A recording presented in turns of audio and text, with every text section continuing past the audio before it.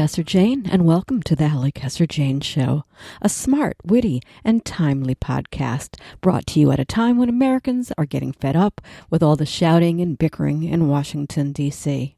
So I, Casser-Jayne, and veteran White House correspondent Matthew Cooper are here to offer you an insightful, engaging journey into the world of politics, always with a smile and dialogue that snap, crackles, and pops. And with our very special guests, we strive to offer a different take on all things politics in our weekly conversations. So pour yourselves a martini, grab a spot on your favorite sofa, and have a listen as we tackle it all and like to stir, and yes, sometimes shake things up.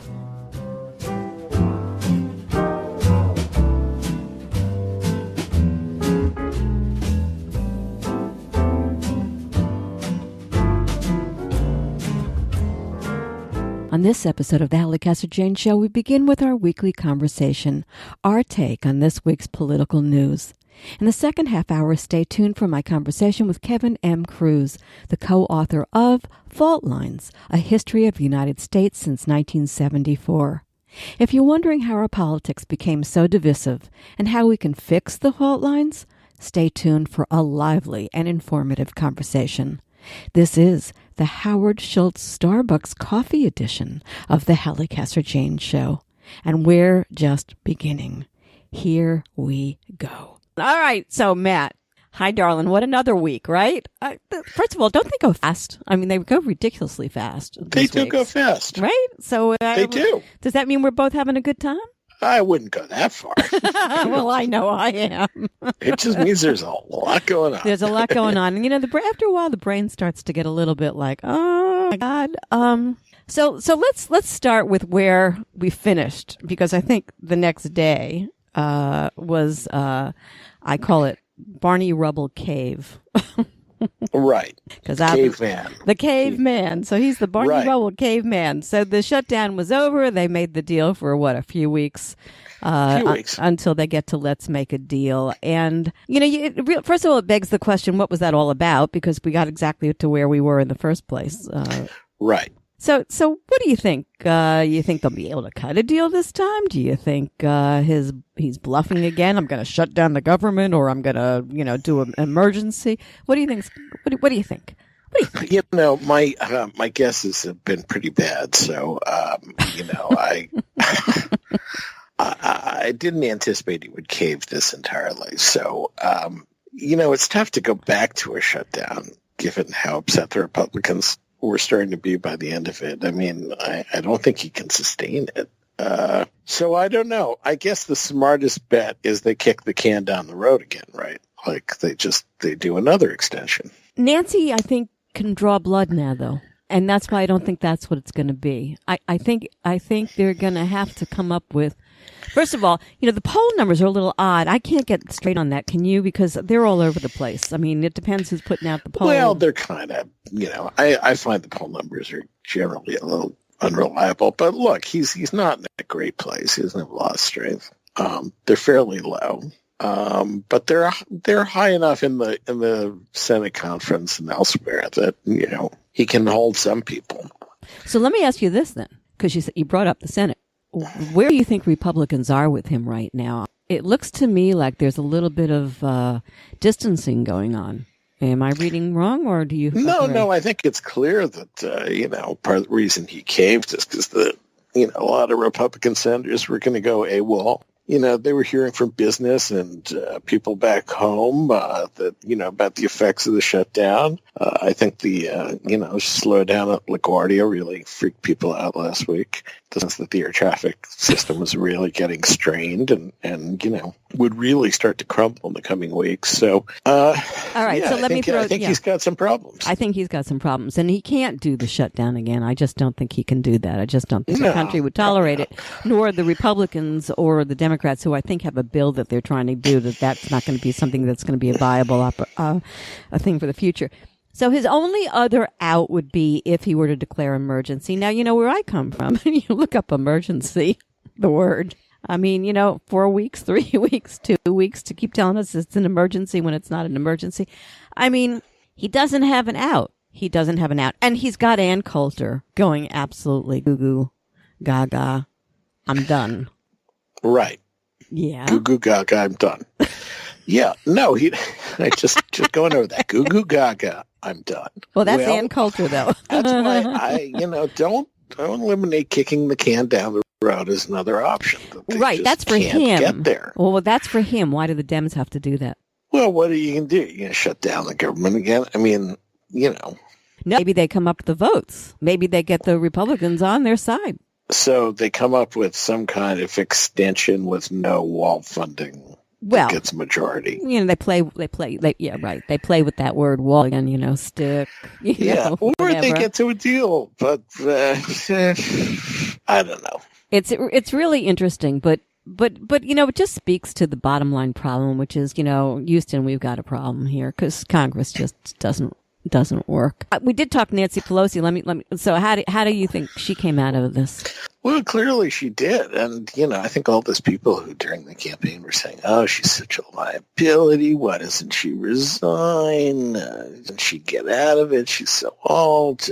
I mean, come on. She's got all the juice, She got all the juice. Don't make a song of my goo goo gaga and you're telling me Nancy's got the juice. I didn't say apple juice. I mean, it's like mojo, Yeah. No, I think the woman is running the country. How do you like that? Well, she's got a big say. Running the house is a good deal. It's a good deal. And right. Anyway, look, she's looking tough. She's getting like RBG style accolades among the resistance, right? Yeah. Like she's. Yeah. And I think that's a good thing. I think she earned her stripes here. But politics is tenuous. She only has to make one more wrong move and boom, she's gone, baby gone, in terms of how people think of her. The Republicans, I'm looking on Twitter, the Republicans are putting out all sorts of things that say her, she's got worse poll numbers than Hillary Clinton ever had and all this kind of jazz. I mean, they will lie. And this is something I'm so glad I'm bringing this up. I spend a lot of time on Twitter. We talk about it every week. Sure. I have to tell you, the extraordinary lying that comes from some of the top voices in the Republican Party, out and out lies. Not fibs. Not fantasies. Out and out lies. It just is astonishing. It's absolutely astonishing. I don't get it. I absolutely. And what are you thinking of in particular? I'm not going to name names because I might get in any trouble that way. But I will say to you, there are different kind of stars these days in the parties, right? They're the Congress people, and they're a star, and then there's the wackadoodles. I'm speaking, and the wackadoodles are the ones who have online, stuff going on, and they get these weird followings and that kind of thing, and that's who I'm speaking to. And the spin, and the lies, but the out and out lies. Some who have been, paid political analysts on CNN. Lie. Just lie. They give the base what the base wants to hear, and then you get the response from the base, and they're just completely ignorant. I want to say stupid, but they're ignorant. It's not stupidity necessarily. It's ignorance. They're just, it's Trump team lies.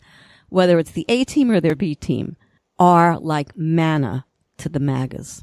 That's all. I have to say it. And that's what I will listen to. And I go back and I fight, and then, I get myself aggravated. But yeah, lies. you're going to give yourself agitated. Don't say I don't want to give do yourself that. an ulcer. I don't want to do that. But the point has to be made over and again. It's my little contribution to all of this. That you stand up to the idiots and you say, this is not acceptable. You got to stop the lying. Win on the facts. Please stop the lying. Right. Win on the merits. Win on the merits. You sound like my Jewish mother. Whitaker. Okay. Yeah, before Whitaker. we get to Roger, and we are going to have fun with Roger Stone, but Whitaker, I got to tell you, that was a piece of theater the other day. He looked like a pig sweating in a sty. I mean, I've never seen somebody give the man a handkerchief. I mean, I have never seen anybody so freaked out and blow things. Yeah, not so good. Not so good. So so it's all coming to a head. It's almost over. Who gave him the call to say that? Did he mean to say? What was your take on him? The guy was shaking like a leaf. I don't have a good read on it. I mean, I don't think anyone really knows when Mueller's going to be over, including Whitaker. I mean, I'm sure Mueller can give him a sense, but, I'm sure Mueller probably doesn't know exactly when it's over either. So, didn't he step out? I was going to say, didn't he step out of the boundaries of acting attorney general by addressing it or having discussed it and then addressing it to the public?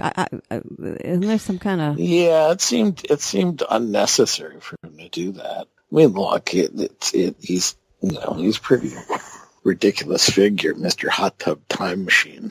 I mean, he belongs as the bad character in a James Bond movie in the 60s. Yeah, he's right? He needs a gold tooth or a silver tooth. Really need. Well, yeah, and then you get into whether a bar is going to be any better, but that's another conversation. Oh, we'll have that in a minute or two. Well, I think that direction came from Trump because Mueller had been silent.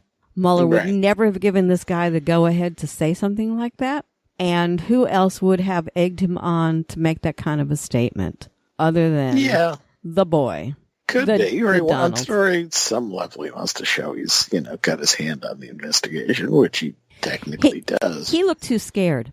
If he'd come out there self-assured and made that statement, then I wouldn't have been suspicious. But there was you think he was talking to an audience of one? I think he was talking to an audience of one. Yeah. Well, yeah. It wouldn't be the first time that's happened. No, and I'm not sure. Well, that's all that. Everything happens in plain sight with this with Trump. They lie. Sure. All the clues, the this, the that. It's all right there for all of us to see. All right. Yeah. On that subject, though, I do want to bring it kind of just run into it, and then we'll get into Stone. And that is the House Intel Republicans are playing games. This is not a story that's getting a lot of legs, but it needs to, because they have to. The Republicans have to appoint their people on that committee, right? Yeah, and they're not doing it, and they're purposely not doing it. They cannot. The Democrats can't give the stuff to Mueller, I guess it is, until they are seated. And this is an ugly little stall game. It is a little stall game. And, it's ridiculous because they didn't really do any oversight. They had this crazy, when they were in charge. The House, Intelligence Committee was a joke, and Nunes was ridiculous. At least on the Senate side, Senator Burr of North Carolina took his role pretty seriously. But this is just kind of farcical. I think they have more than you think they have. By error. And that's what they just don't... Just because they people and them, yeah, they right. lied. Right. And they've got proof of perjury. Exactly. And I'm going to ask this question maybe 10 times in the next half hour or so. If you got nothing to hide, why lie? It keeps getting back down to why is everybody lying, Matt? If you got nothing to lie about, why bother? Just tell the truth. No? Isn't that in itself an admission that something's not kosher here? That's a pretty logical question to ask. That's what people ought to be asking. Sure. Okay, so why aren't they asking it? That's what I want to know. Why aren't they asking it? It's just, and you know what? I'm talking about the MAGAs, I call them, instead of deplorables. I'm calling them. Yeah, you really need to ration your Twitter, I think, because you're going to give yourself an ulcer, and you're not going to convince anyone who's like a whack job out there. I've been there myself. I used to spend much more time on Twitter, and then I just realized it's like a black hole. You go into it and you realize an hour's gone by. And, no. You're talking to some numbnuts. Yes, but I'm making the show famous for you and me. So I appreciate that part of it. So it's not completely without whatever. Everybody knows. Definitely try the better known nut jobs. Yeah, well, whatever. You're up against, you go. Okay, you never know who you get. Okay, so let's go to Mr. Roger Stone, Trump's gadfly. Oh my God, this guy kills me now. Kills me. So he pleads not guilty today at the D.C. arraignment.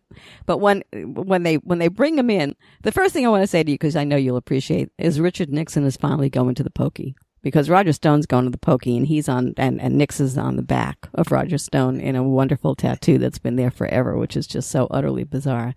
But today, when he went when Stone went to Washington today, suddenly he had different color skin. Yeah, he's one weird dude. With the outfits and the skin tone and the tats and the swinging and the guy's not okay. The guy is not okay. But he's one of Trump's best buds for forever and a day.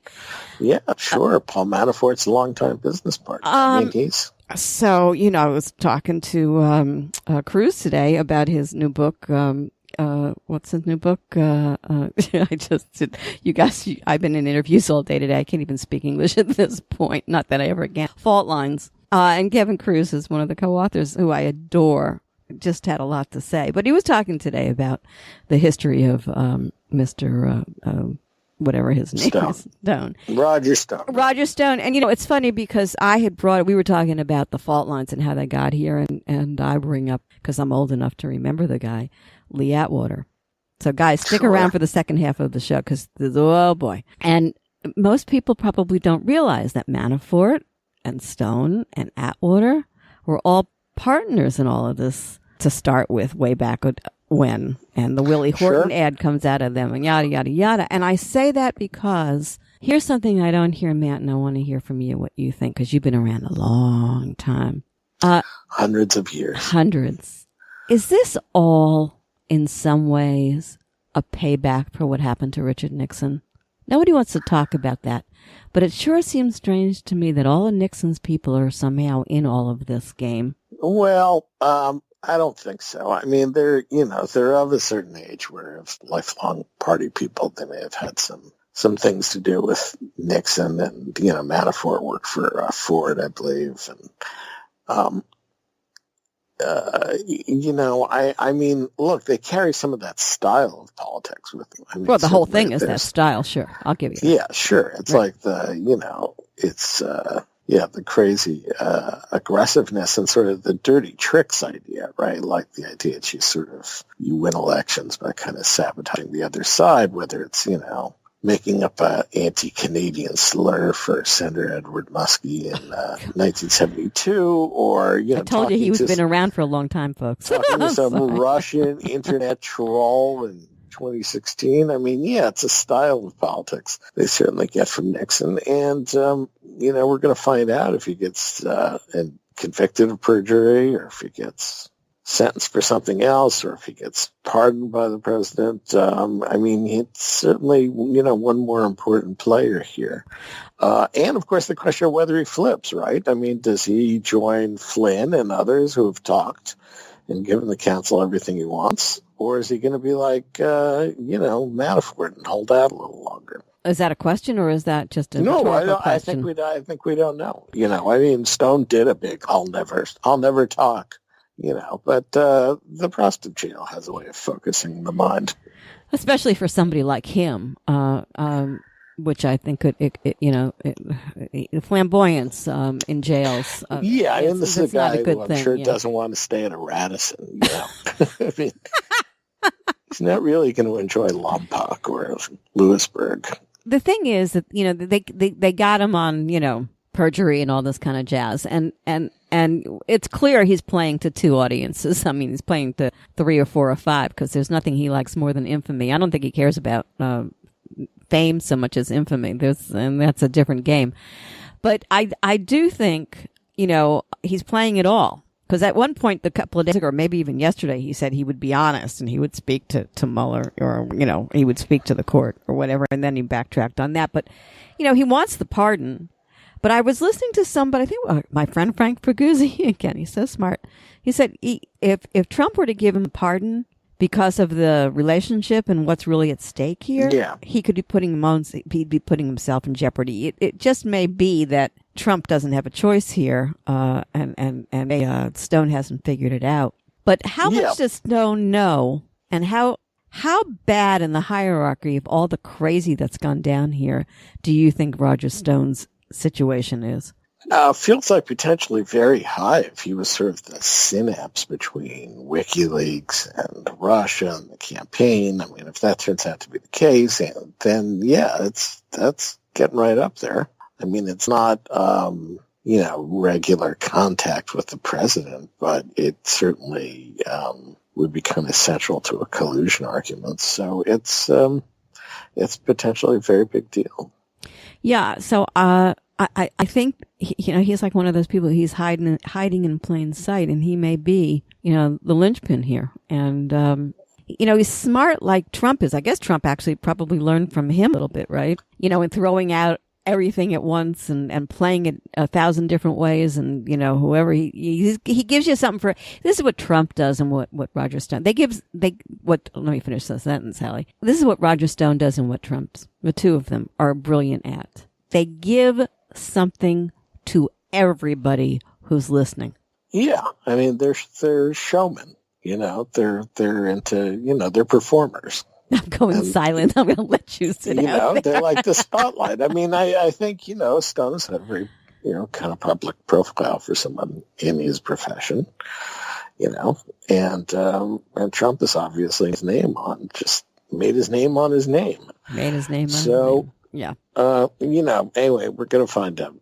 We're going to find out. No conclusions there at all. Okay. I want to put on, I'll just say it because I don't think there's anything really, is that Attorney General was supposed to have his hearing and now they postponed it for another week. Democrats are concerned on this confirmation vote for William Barr, which I think complicates things. I didn't quite get that today because I thought with the thing with Wicker that they might want to seat somebody who at least in some ways had a little bit more, sanity. But hey, you never know how these things are going to happen.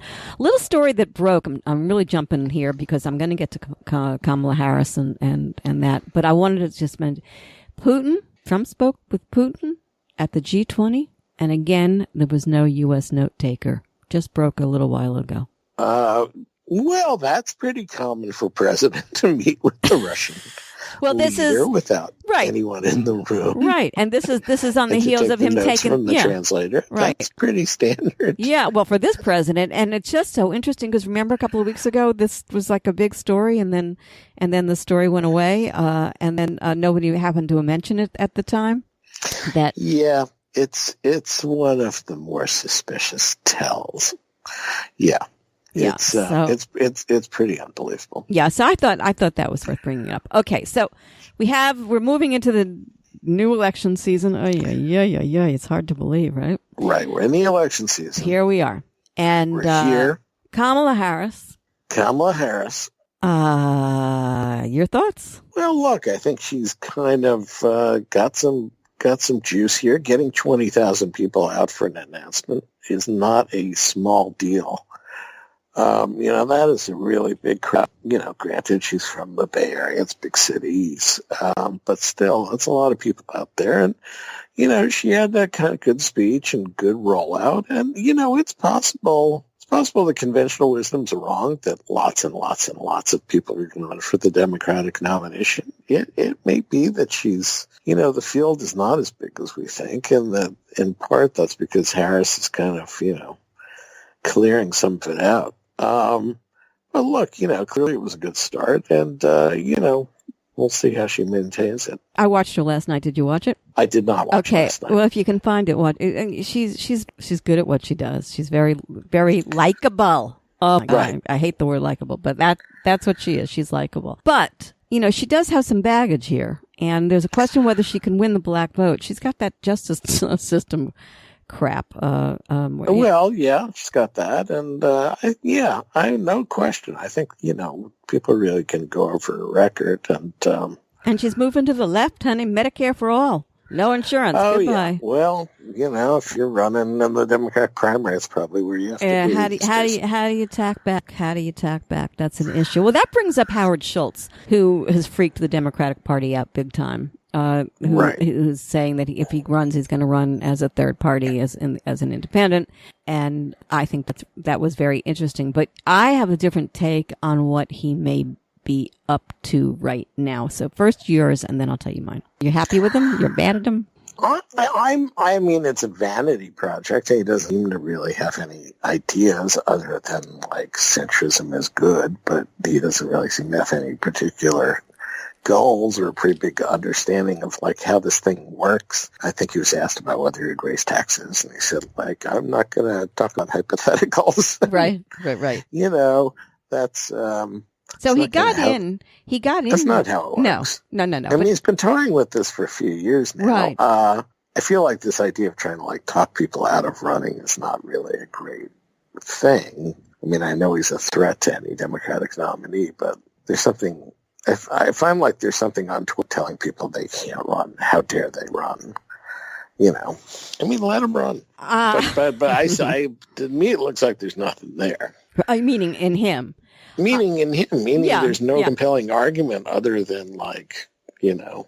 He did pick up one of Obama's key guys. What's his face? I'm trying to think. Bill Burton. Bill Burton. Okay, right. And apparently there are a couple of more that are coming on board. I'm wondering why he moved so fast. Well, of course they're going to fleece him. But I'm wondering why they moved on. Why he moved so fast before he was actually ready. And then I had a thought. Here's my thought. The book. Okay. Go. No, it's not the book. I don't think it has a thing with me. It's not the book. Okay. It's not the book. No. This guy has been a Democrat, and he's a vociferous one, and he has done some really nice things along the way. Sometimes they come out stupid, but he's a man with a heart, and for the little guy, and he knows from whence he comes. All right. Can we give him that? Can we be nice and say, Yeah, no. It's an impressive, obviously. I mean, so I think that's important to say. Impressive. So what dawned on me, why is he doing this at this point? I mean, first of all, if he was going to get in a little later when he's got all his ducks in a row, yada, yada, yada. And then it thought to me, he is watching the Democrat Party do something that could get it in trouble that it can't recover from right now, and that is, it is moving way left. And I'm telling you, and I know that you agree with me on this, I don't care if we're talking primary, this is not a good thing. This is a dangerous thing for the Democratic Party. And I'm wondering whether he's pushing them to say, hey guys, I will stop you in your tracks if you keep doing this. I'm going to force you to the Dem center. Well, possible. I don't think this is a great lever. I mean, it's not like, Kirsten Gillibrand's going to give up her planks because... No, but he can play it. Howard Schultz is running. He'll have a little bit more power because he is in that position. Now, in the fall, maybe if there's next year when there's a nominee. That's what... And if he's really running, maybe he could have some leverage. Right. Yeah, Perot certainly made the deficit a big issue, and third-party candidates do have that kind of... But then you walk. In other words, I'll walk if you guys get to where I want you to go. It's a power play. Yeah, that's okay. That's an expensive campaign, but he's got nothing but money. Right. And and apparently, just breaking one before we went on air, he hasn't given he gave less than Trump, I think, to charity. So he's got a lot of money to give to the Democratic Party. So there you go. I just thought I'd bring that up. No. It's a thought. I think you're reading it. I think there's something to that. Okay. All right. So I'm going to. Okay. 2 books I want to talk about very, very quickly. Chris Christie came out with a new book, Let Me Finish. And Cliff Sims comes out with the book, Team of Vipers. And I just want to say that there are a lot of books starting to come out right now, and they're all self-serving. I watched Christie this morning on Morning Show. I watched Christie this morning, too, and he was just on Nicole Wallace's show, and right. I mean, he wants it both ways. He wants it every way he can get it, and he's still in love with old Trump. This guy Cliff Sims writes his book Team of Vipers, and as far as I was concerned, after listening to him, I thought he was a sleazy little slimy viper himself, and with a Southern drawl. So how the Southerners do it. They kick you in the back. We New Yorkers do you in the front. So anyway, I wanted to bring those two, and I see a pattern here, right? You're going to really start to see what's going on the inside. You would hope, but I'm not sure that you do. But in Cliff Sims' book, here's all this stuff about Kellyanne Conway, and I just want to go back to what I said last week, which I think said that I think she was anonymous, and I think she's the No, I think there's something. I think you might be onto something there. I think that's right. And so George Conway tweeted today, and he said, talking about this guy, the husband, White. Let me read what it said. The husband of White House counselor Kellyanne Conway and a frequent critic of President Trump blasted him Tuesday, saying Cliff Sims, saying his stupidity knows no bounds after Trump ripped into former aide Cliff Sims for his all-tell-all book. So, whatever Kellyanne says, then you get you get the other side from Georgie, baby. You get the other side from Georgie, baby. I'm telling you, these two are up to no good. No good. Okay. All right. So we're really short on time here. I do want to bring up foreign policy just for a second because I think it's important right now. A lot of stuff is going on. And my take on all of this, Matt, is that he's trying to change the subject from the domestic agenda, which has failed him miserably, and from all the talk of whatever. But you want to say anything about, there are 4 or 5, 10 different avenues to go down on this foreign policies, but it looks to me like he's trying to change things big time. Yeah, well, there's a fair amount of ferment, right? There's the negotiations with the Taliban, Afghanistan, and, we could potentially be a deal struck, which would be a big thing after 17, 18 years of war. The Venezuela crisis will, likely come to a head in the coming weeks. So there's that. There's always junk with the Iranians and the Chinese, and the North Koreans. I guess he's off to North Korea again. Or he's going to meet with Kim in Vietnam. He can, it's one of the things that where a president has the stage clear to himself. He doesn't need a lot of congressional approval unless he's going to war or something, and he's got a lot of room. Except that the national security team are bucking him all the way, saying, you're wrong on Afghanistan, you're wrong on Syria, ISIS is back, and it's brutal, and they're actually standing up against him on all of this. It's weird, Matt. Well, they are and they aren't. It's like the intel and the military are saying this is our assessment of the situation. But, who knows what he and Bolton and Pompeo are actually going to do with that info. I think it's anybody's guess. Trump talked about withdrawing from Afghanistan a few weeks ago, and then he's backed off. So, look, he is erratic. And he's scary. Anything could happen. I think people were noticing, Bolton had a legal pad facing out. I know, wasn't that wild? It said 5,000 troops to Colombia. Oh my God! You know what? Yeah, it's a bad Hollywood Looney Tune. Bad. Okay. File under where do political losers go after they've lost. Andrew Gillum is on his way to CNN as a political commentator, except that Florida is about to, officials say they found probable cause that he did violate ethical laws by accepting gifts from lobbyists. So I don't know how long that career is going to work at CNN once they bring those charges down. Jeff Flake is off to CBS. That surprised me. Why CBS? And Kasich is to CNN. So it pays to lose your election, folks. Oh, sure. Sure, it's part of the post-politics package, a little book, a little TV, some, making money consulting. It's, we're in the wrong trade. Totally in the wrong business. In the wrong trade. Okay, so tell me something that you want to leave me with, as we say, ta-ta, till next week. Got anything? I'm going to say Harris starting to clear the field. Don't look for, Jay Inslee and Eric Swalwell and Hickenlooper and 50 others. I think she's going to clear the field a little here. As president or as vice president? Oh, just I'm only getting up to the next few months. I think she's just we're not going to have tons and tons of Democrats running. Okay. And you think far fewer than people thought. I think I'm with you on that one. I'm still concerned about the field. Oh, you can be concerned about. Yeah, I am. I'm still looking for the gods to come and send us. Well, you're an American citizen, huh? I'm not sure you're 35, but I'm just saying. I don't know. This country needs something grand. I just did an interview that's going to be on in 2 weeks on Theodore Roosevelt. Need I say more? Where are they? Where are people like that? Well, yeah.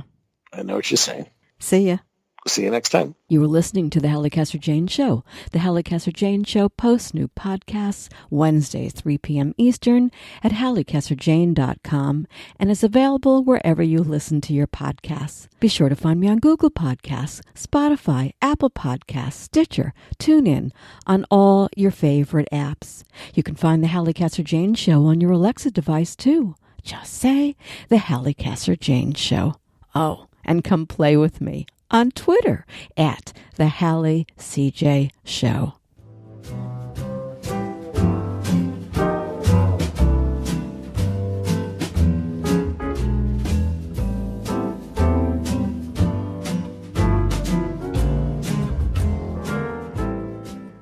The erosion of trust in government and in the economy that characterized the emerging mindset of the 1970s. The emerging conservative movement, a backlash against the changes of the 1960s that promised to patch up the fault lines in American life. The rise of the religious right and the new right. Progressive social activists who opposed the rightward direction mobilized to defend and expand the legacies of the New Deal and Great Society.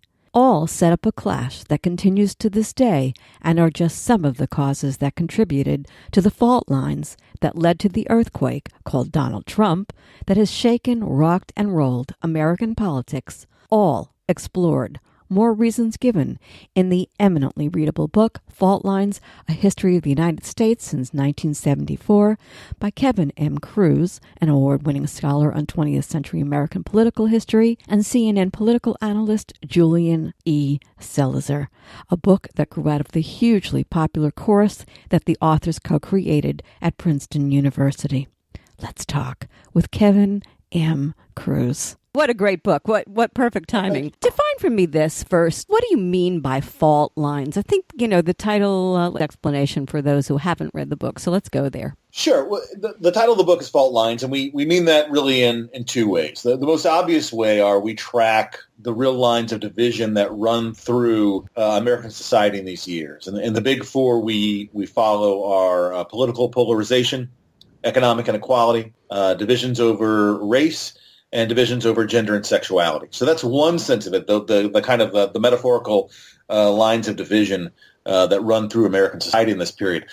At the same time, we also use that term to talk about another issue, which is the media, which really determines who Americans believe is at fault. So the fault lines in that sense.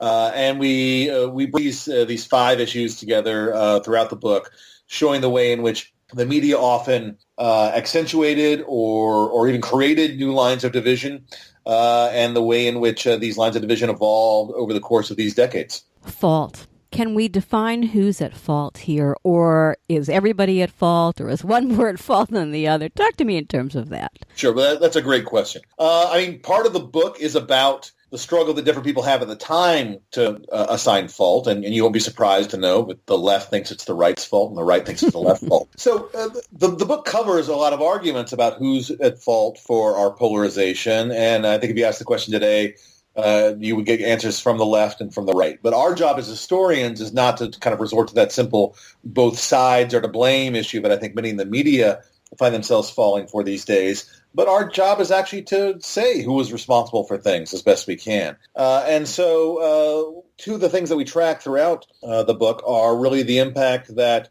conservative media has on the country, and then the changes that happen institutionally with the Republican Party, especially over the last decade. Both of those are hugely important. Now, that's not saying both sides are equally at fault. Which will draw some criticism, but it's I think where the evidence lies. This is a period in which one of the real drivers of change throughout, from the 1970s to the present, really has been on the right side of the aisle, from the Reagan Revolution to the rise of Fox News on up to Trump. And so it's not surprising that where a lot of that energy is where a lot of the changes come from. A couple of things. First of all, you fix what you don't know is broken. If you don't understand why it broke, in order to get you to move forward. And I don't think there's anybody in America, whether they're being honest or they're dishonest, in their heart of hearts doesn't understand where this country is right now. And I think more people, most people, are probably wishing, oh gosh, why can't we just heal this? This is just a national nightmare. I'm assuming you agree with me that most people would like to see something be fixed. And then there may be that 38%. I'm not so sure. I'm really worried about them. But right. And this is the perennial in American politics, right? Is this desire to bring us together, right? If you look at the campaigns of presidents from both parties over the past 40 years, there's a perennial call to heal the nation, to bring us together, to unite us, not to divide us. That was George W. Bush's line, "I'm a uniter, not a divider." Richard Nixon said he was going to bring us together. All politicians, including Trump, actually in his inaugural address, talks about uniting Americans. Give some real lip service to this. I think most of them mean it. What really is unique about Trump is that he has, maybe not unique, but what is different from the past examples of presidents is that he has gone back and really embraced an idea that was popularized by Richard Nixon, which Nixon's men called the politics of positive polarization.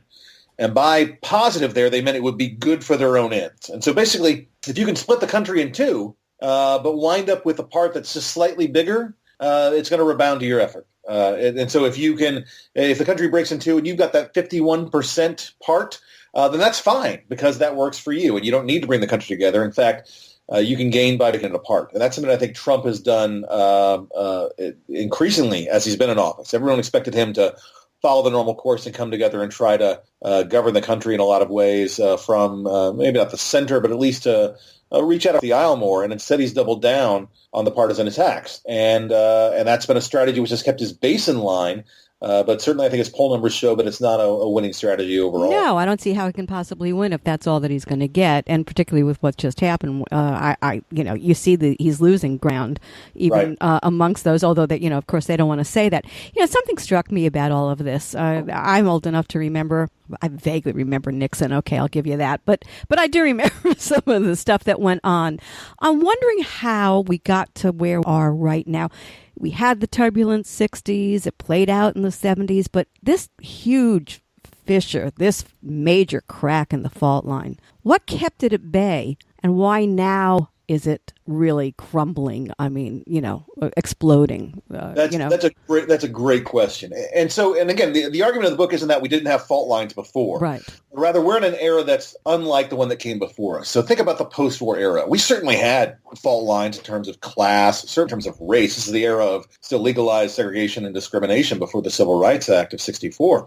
So there's certainly all fault lines in that post-war period. But what you have are large institutions that push back against those lines of division, right? And really work to push the country back together. They're kind of centripetal forces that bring the nation back together. So in terms of politics, this is a period in which the two parties are much more ideologically diverse. You've got liberal Republicans and conservative Republicans. You've got conservative Democrats and liberal Democrats. And as a result, if you want to get anything done in politics, you have to reach across the aisle. This is why that period seems like a golden age of bipartisanship. It wasn't that we were more ideologically in the center. It's just that the way the parties were sorted out, you had to reach across those lines.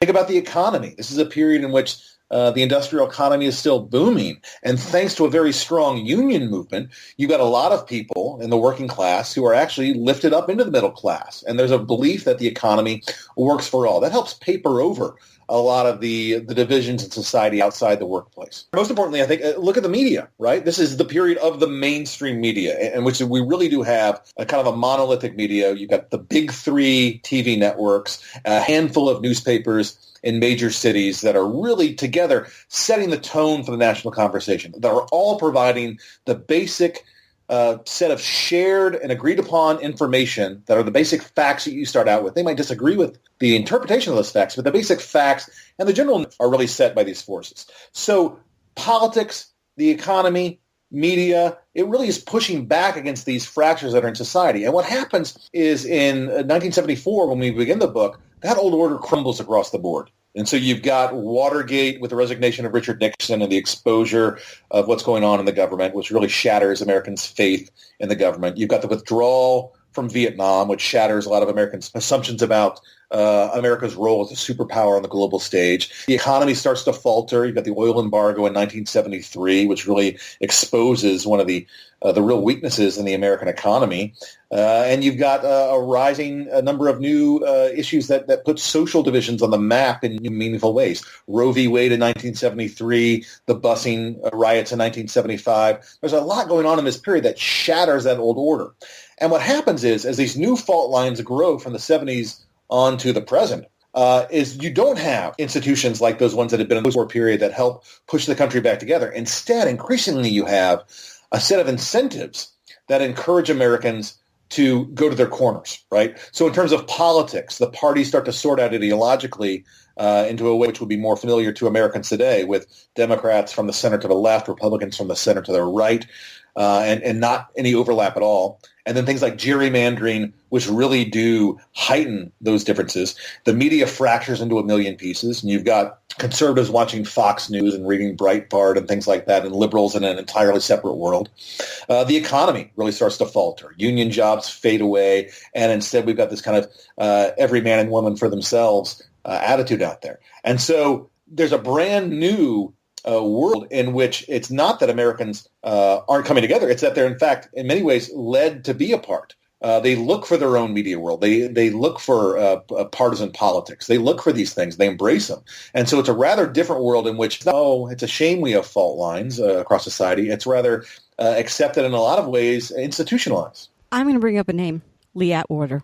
Then let me bring up another one, Newt Gingrich. Style versus substance. That's when it happened. I mean, yeah. Talk to me about that. And a lot of people may not know those. They might know Gingrich, but I'm not sure Lee Atwater is such a popular name around these days. But he's not. He deserves to be. So I'll start with Atwater. Atwater, for those who don't know, is really the mastermind of the 1988 campaign run by then Vice President George H.W. Bush. And it's one of the most negative campaigns in American political history. And Atwater is a fascinating figure. He had grown up in the world. In fact, we're talking about Roger Stone and Paul Manafort these days. Atwater was a partner with them in their firm in the 1980s, and he perfects a really hard-edged, hard-elbowed kind of political campaigning, one that alarmed even his fellow Republicans at the time.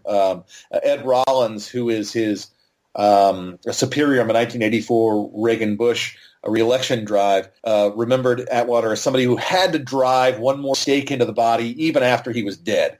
He just was vicious and would go after it. And in terms of style, he's somebody who really brings a new sort of style to politics. And Atwater, as we talk about in the book, was a huge fan of pro wrestling. And pro wrestling, especially in the 80s, was a genre in which the narratives were very clearly crafted, and there were kind of clear, stark tales in which you had a hero and you had a villain. And what Atwater does is he makes the political campaign of 1988 into that simple narrative. George H.W. Bush is the hero, and Mike Dukakis is the villain.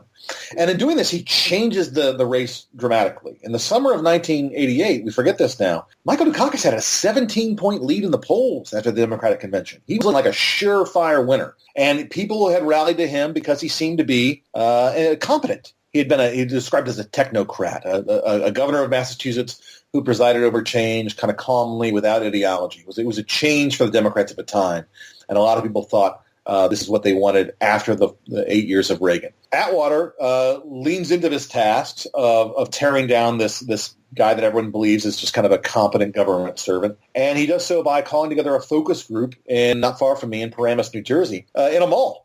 And he tells this focus group of swing voters a lot of things about Dukakis. And the most inflammatory one is that Dukakis had, when he was governor, a prisoner had been released from jail on a furlough program and had gone down to Maryland and assaulted a couple and raped the woman. And this story, which becomes known as the Willie Horton story, electrifies people in this focus group and becomes a major campaign issue in the 1988 campaign.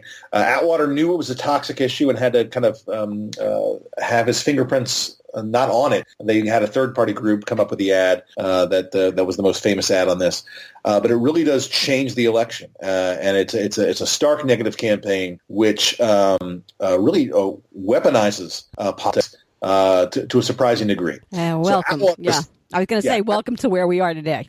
Exactly right. I mean, that's it. And what's amazing is, where we are now, in a lot of ways, as shocking as Atwater had been in 1988, where we are now seems even more so. And so that Willie Horton ad, again, George H.W. Bush denied he had anything to do with it. Atwater himself publicly said, we don't have a Lee Atwater ad, with a straight face. And it was technically true. It was a third-party group affiliated with the campaign. Fast forward to 2018, and Donald Trump is running Willie Horton-like ads about immigrants at the southern border, running it with his own name on it, tweeting it out on his own Twitter account. So there's really been a lack of or a loss of shame, I guess, over what these mean, and it's just something that the president does now, and it's accepted at face value. It's really surprising. So my question is this now, before we go further, and that is the people. Do you put blame on some of this on the people, and why are they so? All right, we talked about conditions, so that makes people angry. I'm not feeling like I can get a fair shake. I'm, right. Yada yada, and all that stuff ginned up. But this is irresponsible on a lot of people's parts, I think.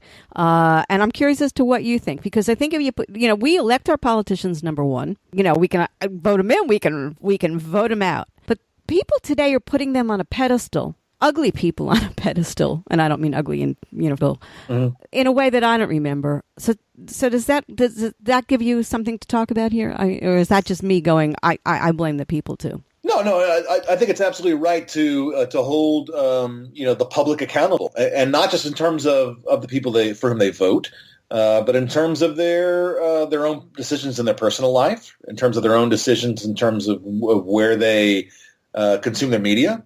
I mean, that's a big problem here. Part of the reason that the nation is so polarized is that the people in charge in politics, in the economy, in media, know that works. They know that there's an audience for this, whether it be at the ballot booth or at some home watching TV or on the internet. There's definitely an audience for these things, not just an audience, a willful participation on the part of the people. So I do think some of the blame comes down to everyone else. It's very easy for us to sit back and cross our arms and point the finger at Washington, D.C. or New York City in case of the media or Hollywood, but it really is in terms of what we ourselves choose. And on that point, what we choose, also the fact that there's a Faustian bargain between some of these people, but it's also stupid. And I'll talk about the ignorance that goes on here, because I'm not sure if that starts in our school system, but I'm going to be very frank, and as you can tell, you probably can tell that I am. But Trump is working against the very people who are following him the most. He's hurting them. So what's the story there? How do you guys reconcile that? Well, this is a long issue in the study of modern conservatism. This is the kind of the Thomas Frank, what's the matter with Kansas argument right. About these people who are, how could they vote against their own self-interest? How could they, the Republican Party policies on taxation, on government services, on things like that, those changes will actually hurt these voters. And there's certainly something to that. I think what those voters would say, and we see it today explicitly with interviews with Trump voters in the heartland who are, soybean farmers who stand by the trade policies which are hurting them financially, or businesses that find their labor pool dried up by immigration changes, or things like that, who still stand by the president, is that they see it as, well, my real interest is not just economic, or not just in terms of politics and my rights there, but rather I have a larger interest in the nation as it's imagined and presented by this president, and therefore I'm willing to stand by it. So they would argue that it's in their interest to make America great again, and whatever cost they personally have to pay for that, that's their sacrifice. I think that would be their response. I also think at this point their pride is so invested. How do you say I was wrong? I think and that's a fault of the media, because in the media doing the same thing, by the way, the politicians are, as ginning one up against the other. That sets up that too. Yeah, and I think this goes across our culture. So think about the way in which John Kerry was portrayed as a flip-flopper. He didn't actually flip-flop.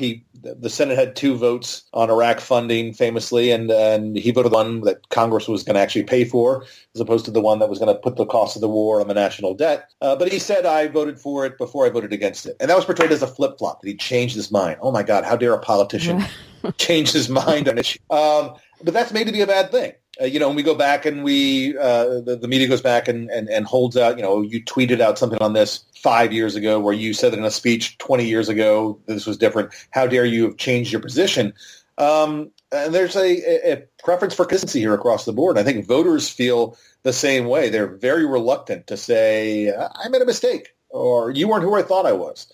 Some have done that. I think we've seen some people who voted for Trump who have said they regret it. But I think by and large, there's a real stubbornness here. This goes back to your earlier point about people kind of buying garbage arguments on the internet. A lot of times when, and I'm blanking on the name of the study, but there was a study done that showed you fact check someone's partisan claim and you show that they're actually wrong. And in some cases, they'll actually double down on it. Almost out of spite or a commitment to the original idea or what have you. But in a lot of ways, calling out a lie only makes some people, not all, but some people cling more firmly to it. Yeah, and I think that we have that. And I think we have that in the politicians, in the executive branch, in the Congress, and in the people. Scary times. Yeah. I want to go back to something, and that is the moral majority, the Christian right, the evangelicals. I was a reporter in Salvador, lived the Catholic Church thing, saw how and anybody's listening, you always know I'm going to tell you the truth. I blame a lot of what goes on in Central America and, on the Catholic Church. We'll save you. We'll feed you. Don't worry about it. God's with you. With no push to be your own person, go out and do what you need to do. That you have to do this for yourself. This game that the moral majority back in the day, and now whatever we're calling the evangelicals, there's a game going on here that is just, speak to me about that, because I think that's a lot of it too. Sure. So again, the moral majority is something that's created in 1979 and really represents a new chapter and in the role of politically active religious conservatives in modern America. And the idea behind the name itself, I think, is instructive to the worldview. The name comes from a meeting between Falwell and one of his chief supporters, who suggests, hey, out there is a moral majority who, despite their different disagreements over religion, disagreements that had long kept Protestants apart from Catholics, more than had divided Protestants among themselves, all these religious divisions had really fractured the role of religious folks in American politics over the previous 5 decades, really, since the Scopes trial. What happens in 1979 is that Falwell and his aides say, but despite these disagreements, there's a moral majority out there who agrees at the bottom on the Ten Commandments. And if we can focus people on that big, broad religion, what I called in my last book, the lowest common denomination religion. If we can focus on that big, broad religion, then we can bring together all these people who've been at each other's throats, and we can present ourselves as broadly moral, and we can use that to advance our politics in the public sphere. And so that starts a new chapter in which religious conservatives who had been really in the closet, in fact, they used that term themselves in 1979 and 1980, they come out and support Ronald Reagan prominently in the 1980 election, and then become really a part of the Republican Party. Literally so later on in the decade when they start taking over precinct rules and convention spots and things like that, and really become the activists, the shock groups, the shock troops of the Republican Party on the grassroots. So that idea that most Americans are really like us, most Americans want this religion and politics. Most Americans are object to abortion rights or gay rights or things like that. Most Americans are on our side, and God is on our side too. Is really a new theme that really repels the social conservatism that's a key part of the Republican coalition, and moves it through to the present day. And they have certainly evolved in terms of their positions. The only which they Jerry Falwell Sr. And Pat Robertson attacked Bill Clinton for his sexual infidelities in 1998, to the way in which they turned a blind eye to Donald Trump 2 decades later, to see that they've shifted on some issues. But their role as real players in American politics, especially in the Republican Party, is incredibly pronounced today. Before we go to close, 2 things. The Trump effect. Do you want to define that? Do you want to bring all this to, some kind of a conclusion by Sure. bringing it back to old Mr. Trump? Right. Well, again, and I've got to stress, we wrote most of this book before Trump was even a candidate, right? The bulk of this was drafted before 2015. Wow. And in fact, we had, I remember we had a piece bracketed off at the end of what was going to be the last chapter that was just 2016 election here. And I thought it was going to be, a paragraph or two. And instead, a lot of things happened in that campaign, and we made it its own separate chapter plus an epilogue that covers the first year and a half of the Trump presidency, really, until about March of 2018, I think we go. So the story was one that we had already crafted, really, about increasing political polarization and the impact that the fractured media landscape had. And then Donald Trump, who uses Twitter and Fox News to aggravate the tensions in our politics, becomes president. And it kind of put a bow on this story. That doesn't mean, though, that the story concludes with him. I think this is something important to remember, that even if Trump is removed from office, either voted out or impeached or resigned, whatever, even after that, these fractures are still there, right? And they've been changing in the last couple of years, but it's not that they led to Trump and you get rid of Trump and that's the end of it. Those fractures are still in society. So I think this story may seem to conclude with Trump, but I think it's going to, we're still writing these next chapters. And I so agree with you there. I guess the obvious question to end on, can this country be saved? Is it generational? Yes. I absolutely think it can be saved. And there's a certain pessimism in being an American historian, because you know how bad things have been and how they can be in the past. At the same time, there's a certain optimism in this, and that throughout this book, if there's any one lesson to really take away, it's that however frozen things may seem in Washington, D.C. or at the national level, there are always new social movements bubbling up that change things. So think about the way in which AIDS policy is transformed. When the Reagan White House is asked about AIDS at a press conference, Larry Speaks, the White House press secretary, literally laughs it off. He makes jokes about it. I don't have AIDS. Do you have AIDS? Ha, ha, ha. It's not until later in the presidency that President Reagan even mentions AIDS in a speech after his friend Rock Hudson comes down with it. But it's this marginal issue. And so it is left to activists at the grassroots through organizations like ACT UP, who really confront not just the Republican Party, but the Democrat Party too, and really force them to address this issue, to think of it not as this marginalized gay issue, but rather as a major public health crisis that was ravaging not just the country, but the globe. Fast forward from that moment to about 15 years later, when you've got another Republican president, very much in the model of Ronald Reagan. In fact, he thought of himself as Reagan's disciple, George W. Bush, who in his State of the Union address in 2003 proposes a massive global fight against AIDS. And that's a remarkable transformation, and one that I think is affected by the real change that social movements did at the grassroots. And we're seeing signs of that today. Think about the real drivers of our current moment. It's things like the Me Too movement, Black Lives Matter. Think about what the Parkland students have done in terms of putting gun control back on the national agenda, or what Alexandria Ocasio-Cortez has done in terms of our tax policy. The thought of even talking about restoring the 70% top marginal tax rate, that's remarkable. I wouldn't have seen that coming 2 years ago, and yet here we are. So there's constantly a hope here for rebirth, for renewal. It is generational, but I think someone in his 40s looking back at what's going on a couple generations or a couple decades behind me, there are really some new movements coming up that will, I think, change this country. Love this book. Love talking with you, Kevin. Really terrific. Thank you so much. I really enjoyed it. Bye-bye. Thanks for having me. Oh, absolutely. I've been speaking with Kevin M. Cruz, the co-author of Fault Lines, A History of the United States Since 1974. To purchase the book, visit Amazon.com and follow Kevin on Twitter at Kevin M. Cruz.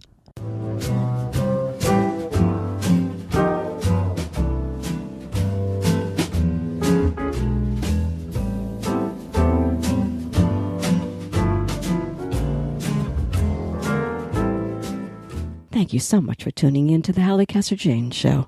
The Hallie Casser-Jayne Show is a production of Resec, LLC. Be sure to tune in to the Hallie Casser-Jayne Show at HallieCasserJayne.com or listen on your favorite app. New podcasts are posted Wednesdays, 3 p.m. Eastern.